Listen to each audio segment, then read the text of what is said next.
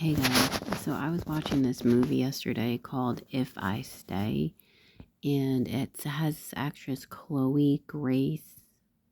I think there's another part of her name, but anyways, I really like this actress. She's the one from the movie Brain on Fire, but anyways, this movie is called If I Stay, and she's a bit younger in this movie. She plays a girl who is in high school. She's a senior in high school, and she wants to get into Juilliard. Juilliard, is that how you say it? Um, she plays the cello, and it's a really cute movie. Well, anyways, her parents, I think her dad is a musician, and her parents are kind of like into like the punk rock scene. Well, when they were younger, that. Anyways, but this girl ends up picking up and falling in love with the cello from a very young age, maybe like 7 or something. She just was like very drawn to it. And of course, when she started playing it, it didn't sound good, right? Because she had just started. But what I loved was that it didn't like stop her from continuing to play because there was something inside of her, passion inside of her, just like driving her, to want to continue to play this instrument. She just had an instant love and passion for it. It was like it is and was her first love, playing this instrument. And she kept saying like as she got older, like she's into Beethoven and the classical music because that's just who she is, and her parents were not, but she would say like, "Oh, I feel like an alien in my family," or something like that. But her parents are really nice, they supported her, but I guess she just felt like, "Oh, why do they like rock and I like classical or something?" But it doesn't matter. It doesn't matter. I think it's a thing just about music. It doesn't matter like which type or which instrument. It's just that gifting. So anyways, in the movie when she's in high school, like whatever, she's a senior in high school and it's a snow day. And so her parents are like, "Oh, let's go somewhere." I don't know where they were going to like do something in the snow, but they were driving somewhere and another car hit them head on. And so what happens is that they show her coming out of her body, but she doesn't know. Actually, her body was somewhere else and her spirit was getting up from the snow in another location. She gets up and she's like, and then she walks over and she sees there's ambulances and she's like, "What's going on?" Like she doesn't realize that she's not like alive or whatever, that she's in her spirit form. But then she sees her body laying there, and realizes what's going on. So, in this whole half of this movie, oh, but before this, she falls in love with this guy who is also a musician. And so yeah, there's that going on. Like before she got into the accident, she had her and this guy fell in love and everything. And so, everything in life is, going seemingly well. Like she applied to Juilliard, but she doesn't know if she's getting accepted at this point in the movie.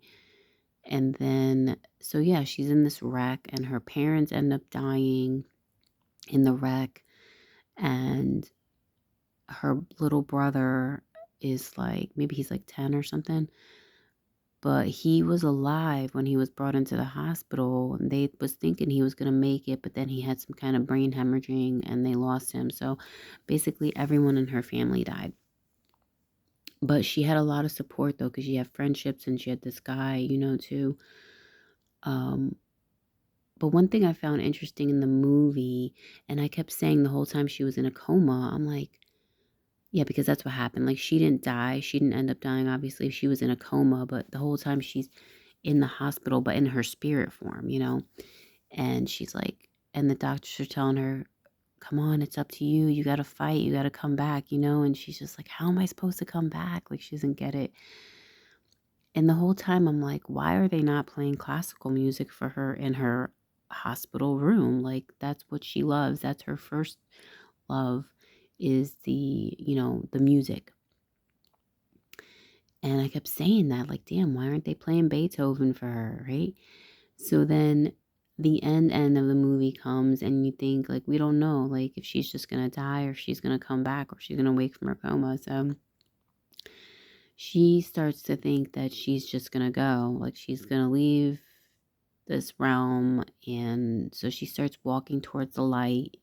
Well, at this point in the scene, like, the guy, what's funny is that she thought that the guy that she loved, like, just his touch on her, like, would bring her back, from the coma, that love.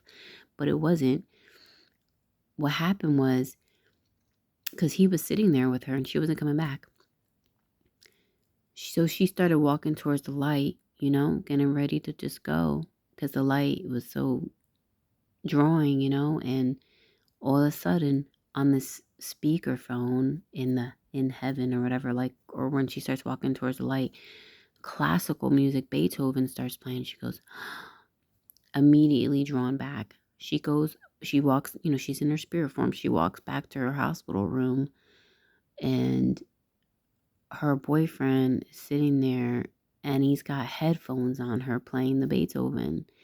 Finally, I mean, she was partly right, because he knew what she loved, you know?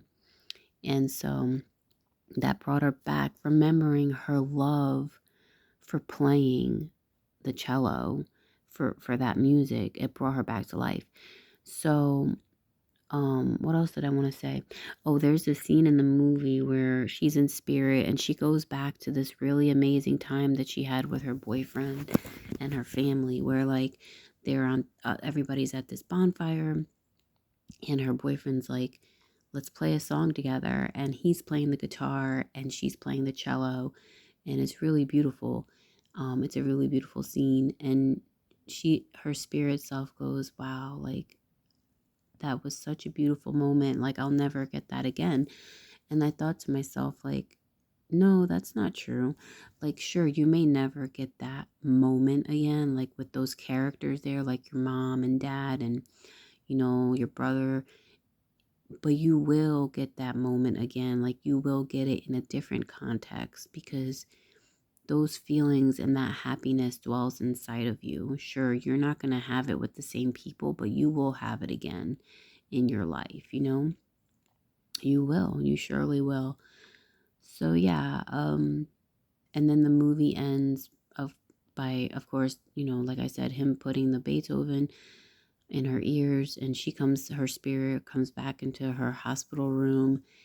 And the movie ends with her opening her eyes, and he goes, Mia, that's her name, Mia, in the movie. And then it ends right there. So that's just like the start of her next chapter. And it was really sweet, because he was asking her before he put the headphones on her. He was like, come back, please come back. He's like, I know that your life is kind of fucked up now. You know what I mean? Like, you're going to have to experience this grief of having lost your whole family. But, excuse me. But, basically, like, he's there, and her friends and things like that, and they want her back. So, but he's like, I know, he's like, he's like, I'm not dumb enough to say that, like, I'm gonna make that better, but still, like, we want you back, and, so yeah, it was a really great movie. But, yeah, that, it inspired me on that front, where I was just like, that her number one first love was music, and that's what brought her back, because that's what brings her to life, and it made me think, like, like, each of us has that, what is that thing that gives you life, and it wasn't her boyfriend. Like, he was like a secondary thing, you know what I mean? But that instrument was her passion. So, yeah, passion, it's what makes you alive.